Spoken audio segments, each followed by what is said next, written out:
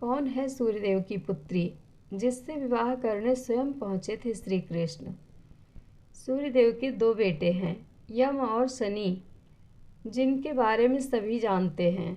लेकिन सूर्यदेव की पुत्रियां भी हैं, जिनमें से एक का विवाह श्री कृष्ण के साथ हुआ था।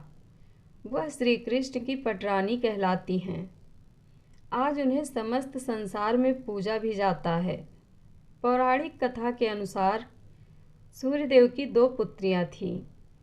एक का नाम कालिंदी था और दूसरी का नाम भद्रा था।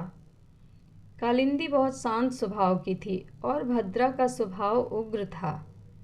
एक बार कालिंदी ने अपने पिता सूर्य से पृथ्वी पर जाकर तप करने की इच्छा जताई। पुत्री की बात मानते हुए सूर्यदेव ने उन्हें ब्रज धाम में जाकर तप करने का सुझाव दिया। कालिंदी ने कई वर्षों तक घोर तप किया। जब द्वापर युग में श्री कृष्ण ने जन्म लिया, तब कालिंदी ने प्रभु से उनके दर्शन के लिए अनुरोध किया। श्री कृष्ण ने लीला रचाई। पिता वासुदेव ने कन्हैया को टोकरी में रखा और गोकुल के लिए निकल पड़े। वासुदेव ने जब नदी में प्रवेश किया, तब कालिंदी ने श्री कृष्ण के चरण स्पर्श किए और उनका स्वागत किया। कहते हैं कि कालिंदी नदी ही आगे चलकर यमुना कहलाई।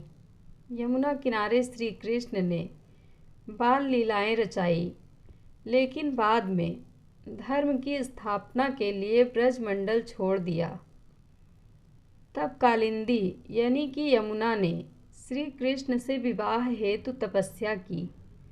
महाभारत युद्ध के बाद जब श्री कृष्ण अर्जुन के साथ पुनः ब्रजधाम पहुँचे, तब अर्जुन की नज़र नदी में तप कर रही कालिंदी पर पड़ी और उन्होंने कालिंदी से उनका परिचय पूछा। तब कालिंदी ने बताया कि वह श्री कृष्ण से विवाह हेतु तपस्या कर रही हैं। अर्जुन ने श्री कृष्ण को यह बात बताई। तब श्री कृष्ण ने कालिंदी को कई वर्षों पश्चात उस समय पुनः दर्शन दिए और उनकी तपस्या के वरदान स्वरूप स्वयं सूर्यदेव से कालिंदी का हाथ मांगने सूर्यलोक पहुँचे और इस तरह श्री कृष्ण ने कालिंदी से विवाह किया। कालिंदी आज यमुना नाम से प्रख्यात हैं और न सिर्फ ब्रजमंडल में, बल्कि जहाँ से भी इनका प्रवाह है वहाँ वहाँ पूजनीय हैं। ब्रजवासी तो यमुना को माँ के रूप में पूजते हैं और उनकी जयंती पर उनके जन्मोत्सव को भव्य तौर पर मनाते हैं। श्री कृष्ण की जिन 8 पटरानियों का वर्णन शास्त्रों में मिलता है, उनमें से एक यमुना भी है।